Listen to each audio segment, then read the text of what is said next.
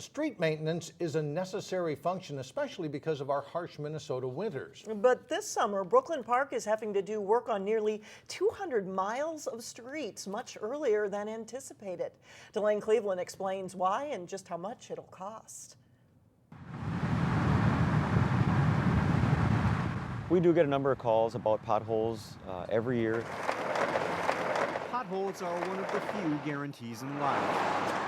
But as the weeks, months, and years passed since these city streets were constructed in the 1990s, We're talking about 165 miles that were constructed or reconstructed in this window of time. Brooklyn Park officials noticed something strange. This is Douglas Drive, just south of 85th, and what starts out as like a quarter-sized hole just expands and runs the length of the street.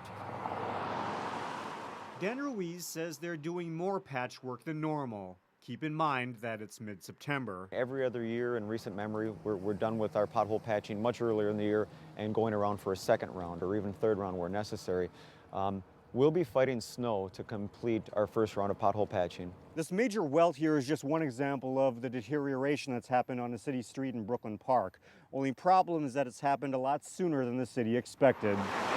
City officials blame the premature wear on a change in the hot mix asphalt used by MnDOT in the early 1990s. There's not enough oil in this asphalt and or it wasn't compacted properly, and so it's prematurely wearing out, especially from freeze-thaw cycles and in intersections where more salt is used. The cost to repair, $26 million.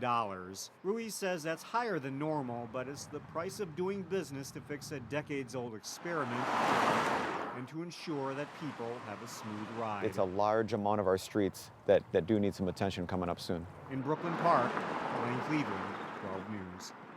The Public Works Department will talk to the Brooklyn Park City Council tonight about ways to address the problem. Options include reallocating funds or raising taxes.